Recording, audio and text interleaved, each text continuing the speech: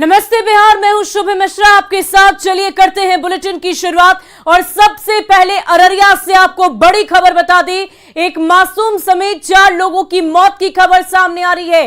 Tractor bike की ये टक्कर हुई रानीगंज के पास, ये पूरा हादसा हुआ है। दरअसल स्थानीय सांसद ने इस पूरे मामले पर शोक भी जताया।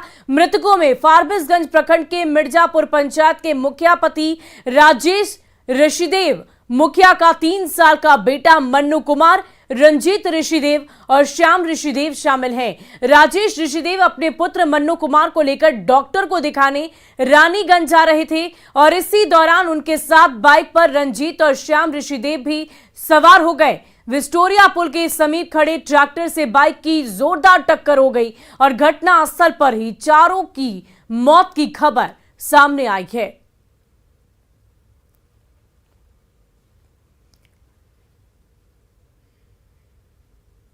तो अररिया से ये बड़ी खबर आपको बता रहे हैं, जहां एक मासूम समेत 4 लोगों की मौत की खबर सामने आ रही है। अपने पुत्र को डॉक्टर के पास इलाज के लिए ले जा रहे थे और इसी दौरान मौत। बड़ा ही मर्माहत और दुखद घटना घटी है। मोटरसाइकिल में सवार एक बच्चा और 3 और लोग थे और पूरा महादलित परिवार के बच्चे। और सुन के मैं यहाँ देखने आया, बड़ी दुख हुआ है। एक्सीडेंट है तो हो गया है, परंतु लोगों को सावधानी से चलाना चाहिए। दुखद घटना है कि ये बच्चा, ये लोग किस वक्त निकला है ये नहीं बता सकते हैं। हमको सूचना मिला कि आपका मोटरसाइकिल से लग गया डुमरिया विक्टोरिया के पास, वहाँ पे 4 बच्चे डेथ कर गया। उसमें गाड़ी नंबर इतना था 3794, वो गाड़ी किसी का मांग के लाया था मंजल आलम का। क्या चीज में टकरा। और इसी बीच गोपालगंज से आपको बड़ी खबर बता दी, जहां युवक को बदमाशों ने चाकू मार दिया है। सदर अस्पताल में फिलहाल युवक का इलाज चल रहा। बाजार से घर लौटने के दौरान यह हादसा हुआ। नगर थाना क्षेत्र के हजियापुर की ये पूरी घटना बताई जा रही है और इस पूरे मामले को लेकर पुलिस छानबीन में जुट गई है।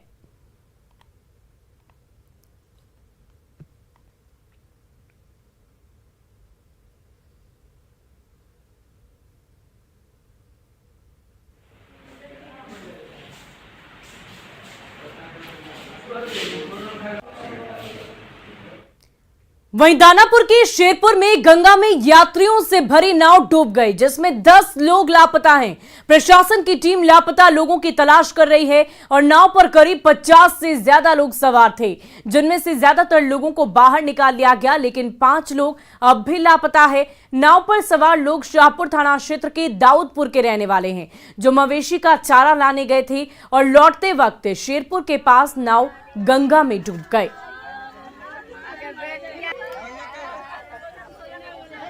तो दानापुर से ये खबर आपको बता रहे हैं, जहां नाव पर अत्यधिक लोगों की संख्या होने की वजह से नाव अनियंत्रित होकर नदी में समाहित हो गई और ऐसे में करीब 10 लोग अभी भी लापता बताए जा रहे हैं। और अधिक अपडेट के साथ हमारे संवाददाता अमरजीत शर्मा हमारे साथ फोन लाइन पर जुड़ चुके हैं। अमरजीत, ये बताइए कि कल की ये घटना है और देर रात जब ये घटना घटी उसके बाद से कुछ लोग अब भी लापता हैं, क्या कुछ जानकारी मिल पा रही है? क्या उन्हें बाहर निकाल लिया गया? जी देखिए, ये जो घटना है तकरीबन शाम के समय का ये घटना है, जिसकी तस्वीरें भी जो है फिर से भी सामने आई है, जिसमें जो नाव हादसा हुआ था उसके सवार जो थे घास लेकर के आ रहे थे लोग। और ये तस्वीरें भी तस्वीरों में भी दिखाई दे रहा है कि उसी घास के सहारे जो काफी लोग हैं, नाव पे लगभग 55 लोग सवार थे, वो लोग जो है बाहर निकले, लेकिन अभी भी 10 लोग लापता हैं और उनकी तलाश के लिए जो है एनडीआरएफ की टीम जो है अभी फिर आएगी और उनकी तलाश करेगी। रात में भी तलाश की गई थी, लेकिन जो है उनका किसी का भी पता नहीं चला था और सुबह फिर से जो है अभी एनडीआरएफ की टीम पहुंच रही है और उसके बाद जो है उनकी तलाश की जाएगी। पुलिस प्रशासन भी मौजूद है और वो लोग भी जो है मौजूद है जिनके लोग जो है लापता है और घाट पे मौजूद हैं।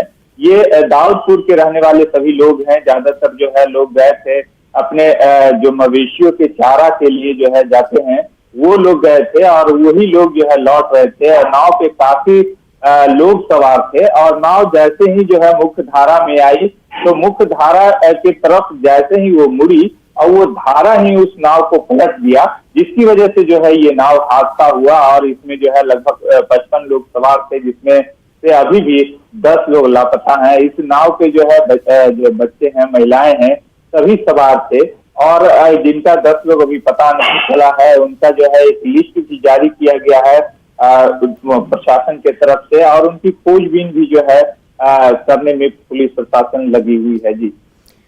जी अमरजीत, बहुत बहुत शुक्रिया तमाम जानकारी के लिए। न्यूज़ 18 लगातार ये अपील करता रहा है कि इस तरीके से जब नदी की धारा तेज हो, गंगा नदी में बहाव तेज हो, तो ज्यादा संख्या में नाव पर सवारी ना करें और खासकर जब इस तरीके से बाढ़ जैसे हालात इस वक्त पूरे बिहार में हैं, ऐसी परिस्थिति में नदी किनारे जाने से भी बचना चाहिए। लगातार हम तस्वीरें आप तक पहुंचा रहे हैं। देखिए किस प्रकार से ये दर्दनाक हादसा हुआ। अनियंत्रित होकर नाव इसलिए पलट गई क्योंकि नाव में अत्यधिक संख्या में लोग मौजूद थे और ये सभी मवेशियों के लिए चारा लेने के लिए जा रहे थे। लेकिन सवाल ये है कि आखिर इस तरीके से मुकम्मल तैयारियां क्यों नहीं की जाती है। इस तरीके से जो भी प्रशासनिक तौर पर अधिकारियों की तरफ से तैयारियां की जानी चाहिए, लोगों को रोका जाना चाहिए, वो तस्वीरें हम नहीं देख पाते। लेकिन न्यूज़ 18 लगातार आपसे यही अपील कर रहा है कि इस तरीके से जब नदी का बहाव बहुत ज्यादा तेज हो, वैसे में नाव की सवारी पर खुद को करने से रोके और खासकर नदी किनारे जाने से भी खुद को रोकना चाहिए।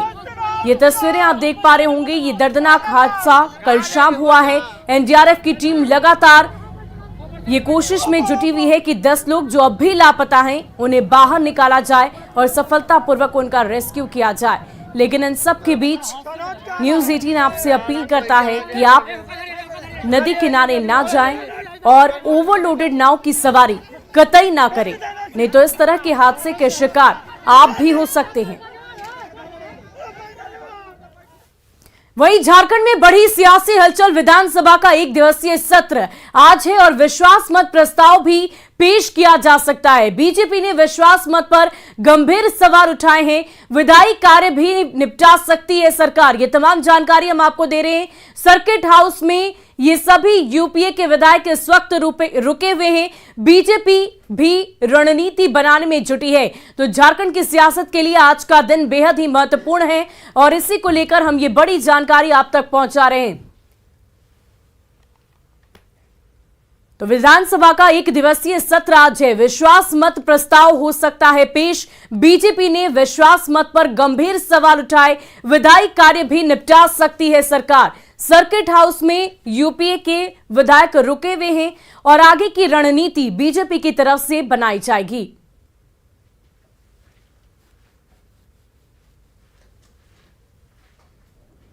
तो झारखंड की सियासत को लेकर ये बड़ी जानकारी आपको दे रहे हैं। कल ही रायपुर से यूपीए के तमाम विधायक झारखंड पहुंचे हैं और अब आगे की रणनीति बनाई जाएगी। आज एक विशेष सत्र रखा गया है। विश्वास मत प्रस्ताव पेश हो सकता है। सदन के अंदर कार्यवाही आज जारी रहेगी और बीजेपी ने विश्वास मत पर सवाल भी उठाए हैं। अब देखने वाली बात होगी कि आगे सदन में क्या कुछ होता है, किस तरह की हलचल सदन के भीतर देखने को मिलती है। और चलिए बढ़ते अगले खबर की ओर। आज बंद है संथाल परगना।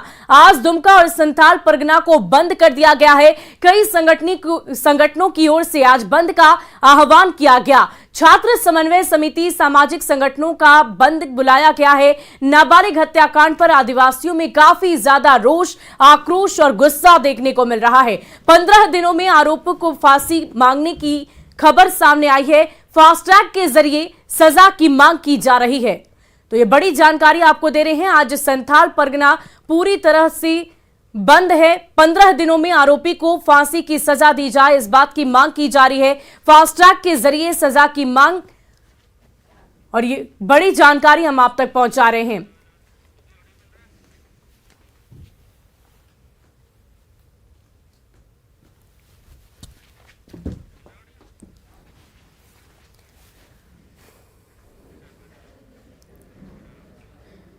और चलिए बढ़ते हैं अगली खबर की ओर। रोहतास के डेयरी में एसडीएम की गाड़ी पर बालू माफिया ने हमला कर दिया, जिसमें एसडीएम का बॉडीगार्ड घायल हो गया। घटना कोल डिपो के पास की बताई जा रही है। बताया जा रहा है कि प्रशासन की टीम पर पथराव कर अवैध धंधेबाजों ने बालू सी 20 से ज्यादा ट्रैक्टर छुड़ा लिए। एसडीएम के मुताबिक 2-3 जगह पथराव किया गया है और अभी भी कई जगहों पर बालू की अवैध डंपिंग की गई। प्रशासन माफिया की पहचान करने में जुटा हुआ है। अभी जो है जैसे बालू के अगेंस्ट हम लोग जब कार्रवाई कर रहे थे तो एक जगह रोका गया था, तो वहाँ पर ट्रैक्टर के साथ कुछ 2-3 असामाजिक तत्व भी थे जिन्होंने पत्थर फेंक करके हमला किया, जिसमें जो मेरे पर्सनल बॉडीगार्ड है उसके हाथ में काफ़ी जख्म लगा है। और उसके अलावा भी हम लोग 2-3 जगह भी और रेड कर रहे थे, तो वहाँ भी पत्थरबाजी की घटना हुई है जिसको संज्ञान में लिया गया है। और जेडीयू राष्ट्रीय परिषद की बैठक में सीएम नीतीश कुमार ने बड़ा बयान दिया है। नीतीश कुमार ने कहा कि 2017 में बीजेपी के साथ जाना गलत फैसला था, अब हम फिर वापस आ गए हैं, तो सभी ने फैसले की सराहना की है। इस पर पूर्व डिप्टी सीएम और बीजेपी सांसद सुशील मोदी ने कहा कि नीतीश जी पहले जिन्हें गाली देते थे अब उनके साथ आ गए हैं। क्या कुछ कहा, सुनिए। हम लोगों ने काम करना शुरू किया तो उसमें बहुत अच्छा चल रहा था, लेकिन उसके बाद 17 में फिर एक गलती हुई है कि फिर हम लोग वापस चले गए, तो उसके चलते कुछ राज्यों के कई लोग हम लोग से अलग हो गए। लेकिन अब जब हम लोगों ने फिर अलग होने का निर्णय किया तो बाकी सब जगह जो थोड़ा अलग हुए थे उनमें से कई लोग कह रहे हैं कि बहुत अच्छा किए, अब ये ठीक है। तो इनकी बात का कोई मतलब नहीं है कि जब कभी कुछ बोलते कभी कुछ, कभी कहते थे मिट जाऊंगा आरएसएस के साथ नहीं जाऊंगा, फिर चले आए, फिर कहते लालू के साथ नहीं जाऊंगा, फिर चले गए लालू के साथ, फिर हमारे साथ, फिर उनके साथ। तो इन लोगों का तो कोई ठिकाना नहीं है। इसलिए लालू ने जो शब्द किया, जो प्रयोग किया, मैं उस शब्द का प्रयोग नहीं करना चाहूँगा, मेरे बड़े भाई हैं। लेकिन क्या लालू ने कहा था, क्या क्या उनके बारे में उनको गालियाँ नहीं दी कि किस प्रकार के व्यक्ति हैं। उसी लालू से हाथ मिला लिया जिसने बिहार को बर्बाद कर दिया, 30 साल पीछे धकेल दिए लालू प्रसाद यादव ने।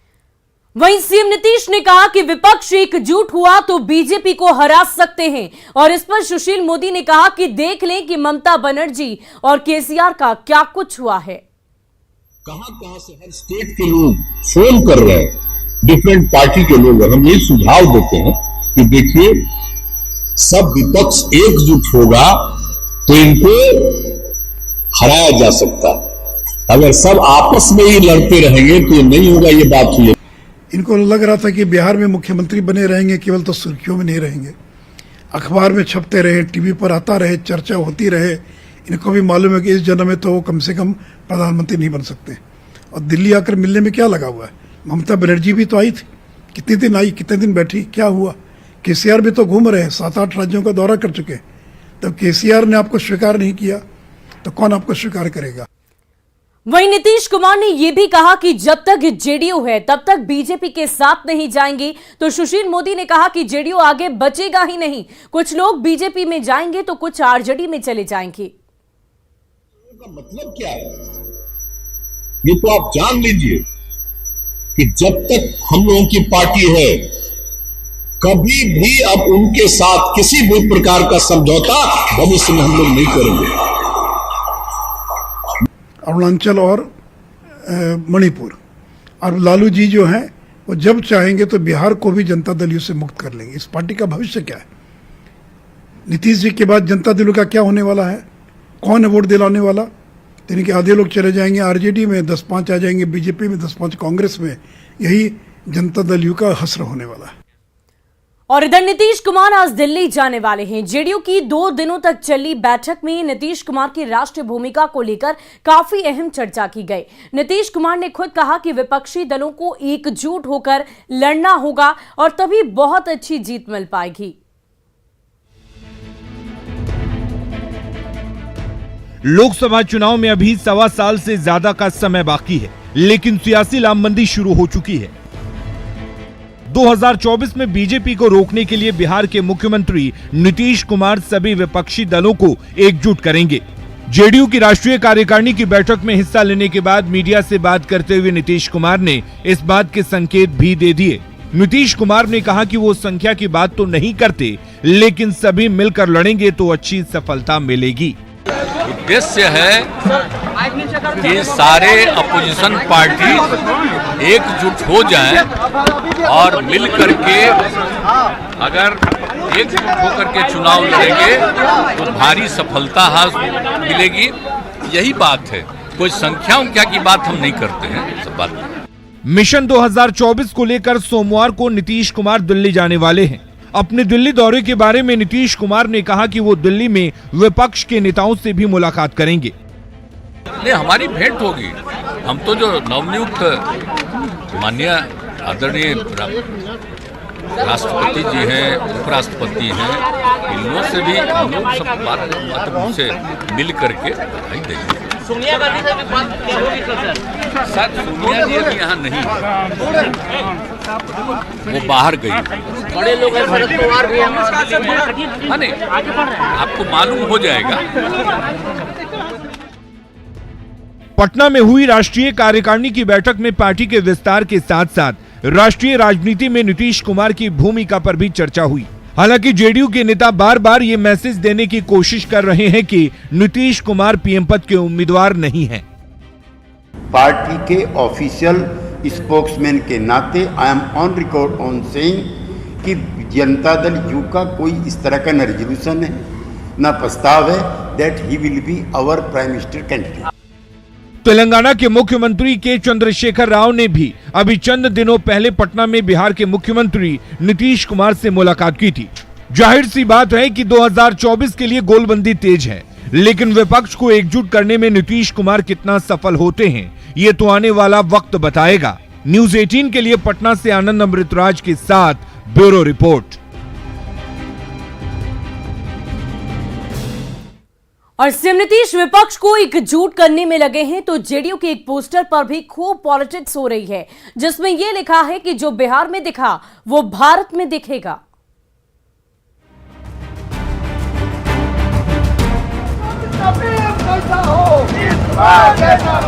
जब से सीएम नीतीश कुमार ने केंद्र की सियासत में उतरने का संकेत दिया है, तब से जेडीयू नेताओं और कार्यकर्ताओं के पांव जमीन पर नहीं पड़ रहे हैं। जेडीयू नेता और कार्यकर्ता बड़े बड़े दावे करने लगे हैं। जेडीयू नेताओं के दावे भी सुनाएंगे। पहले पटना की सड़कों पर लगे इन पोस्टर्स को देख लीजिए। इन पोस्टर्स की चर्चा सिर्फ बिहार ही नहीं पूरे देश में हो रही है। पोस्टर में लिखा है, बिहार में दिखा अब भारत में दिखेगा। पटना की सड़कों पर लगे ये पोस्टर सीएम नीतीश के मिशन दिल्ली की कहानी खुद कह रहा है। तस्वीर में लिखा हुआ है, बिहार में दिखा भारत में दिखेगा। जी हाँ, एक बार फिर से मैं आपको बता दूं, उसमें लिखा हुआ बिहार में दिखा भारत में दिखेगा। और इस पूरे पोस्टर में सिर्फ नीतीश कुमार की तस्वीर और जेडीयू का जो चुनाव चिन्ह है तीर छाप, उसकी तस्वीर। अब जेडीयू नेताओं की जुबानी नीतीश कुमार के मिशन 2024 की कहानी सुन लीजिए। हम लोग की प्राथमिकता है कि कैसे ये हटे और उसके लिए विपक्ष की एकता कैसे हो, यह हमारी प्राथमिकता। आज सारे राजनीतिक दल जो भाजपा से के अलावा जितने राजनीतिक दल हैं देश में, सब नीतीश कुमार की तरफ तक की निगाह से देख रहे हैं। जाहिर सी बात है कि जेडीयू की तरफ से 2024 के लिए तैयारी तेज कर दी गई है, लेकिन ये जेडीयू नेता भी जानते हैं कि विपक्ष को एक मंच पर लाना इतना आसान नहीं। केसी राव जी यहाँ पर प्लीज आए थे यहाँ पर, वो तीसरे मोर्चे के समर्थक हैं, नॉन कांग्रेस नॉन बीजेपी। हमारा मानना है नॉन कांग्रेस और नॉन लेफ्ट कोई सार्थक विकल्प बीजेपी का आज की तारीख में नहीं हो सकता। पटना की सड़कों पर लगे पोस्टर और जेडीयू नेताओं के बयान 2024 के लिए नीतीश कुमार के इरादे जाहिर करने के लिए काफी हैं। लेकिन 2024 में नीतीश विपक्ष को कितना एकजुट कर पाएंगे ये देखना होगा। न्यूज़ 18 के लिए पटना से आनंद अमृतराज की रिपोर्ट।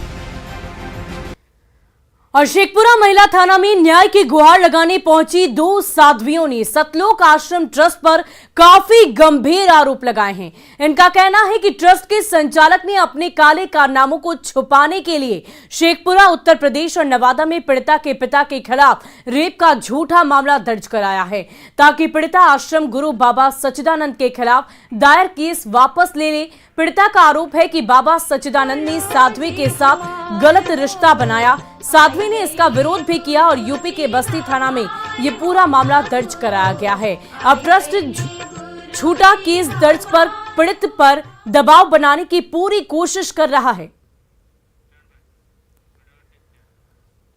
वहीं सिवान के महाराजा अनुमंडल का एक वीडियो काफी तेजी से वायरल हो रहा, जिसमें कोचिंग पढ़ाने वाले एक शिक्षक को कुछ लोग बीच सड़क पर कान पकड़कर उठक बैठक करा रहे हैं। बताया जा रहा है कि आरोपी शिक्षक लड़कियों के साथ छेड़खानी किया करता था। जब ग्रामीणों को इस बात की खबर मिली तो बीच सड़क पर उससे कान पकड़कर उठक बैठक कराने लगी, जिसका वीडियो काफी तेजी से वायरल हो रहा है। हालांकि न्यूज 18 इस वायरल वीडियो की पुष्टि नहीं करता। और फिलहाल के लिए इस बुलेटिन में अभी के लिए बस इतना ही, लेकिन न्यूज 18 बिहार झारखंड पर खबरों का सिलसिला लगातार जारी है।